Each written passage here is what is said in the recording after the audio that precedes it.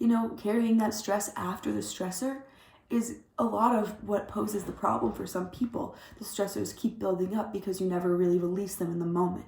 So this is kind of trying to turn to the body as another outlet for release and trying to understand how your body may be harboring some of the stress and it's not just in your mind. So I found this quote. It's from a book called Body Psychotherapy, History, Concepts, and Methods by a man named Michael C. Heller. And I thought that this was helpful in trying to kind of understand what this is all about.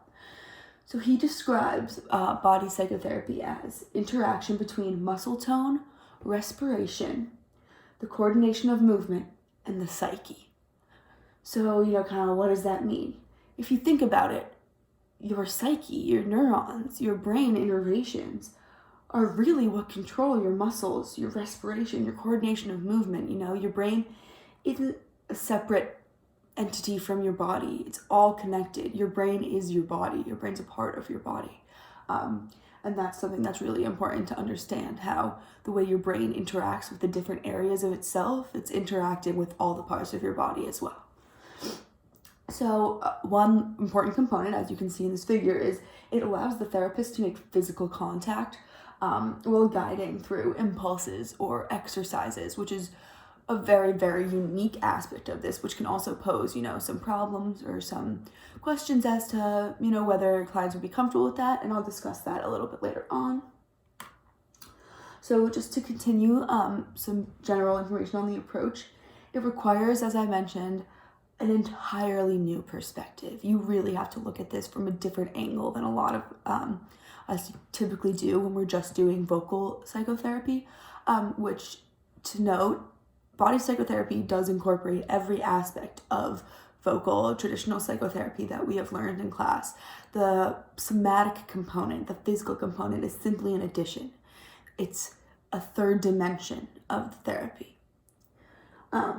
So this perspective, this is how I really like to define it, is you are not aware of your body is part of your awareness. So yes, obviously, your hand is here, but what you feel in your hand, the way your body feels in response to something, that's part of your awareness. That's contributing to your mental state. Your mental state is not just observing what your body is feeling.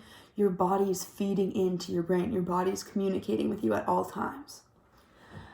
So each entity, it really relies on the understanding that each entity is a hierarchy of systems. So if any of us have taken an intro bio class, you may have seen a chart like this one that talks about how cells flow to tissues, tissues flow to organs, organs to organ systems, and organ systems compose an organism.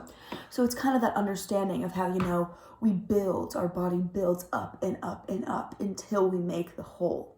And each cell functions on its own, but each cell is important for the function of the tissue entirely. Each tissue is entirely responsible for the function of the organs. Without all of these, we wouldn't have the organism. Without the organisms, we wouldn't have the psyche.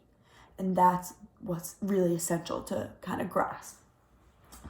So, as I mentioned, understanding how they build together yet act independently is really important. It's like you want to see that each puzzle piece is important, but the puzzle is nothing without all the individual pieces.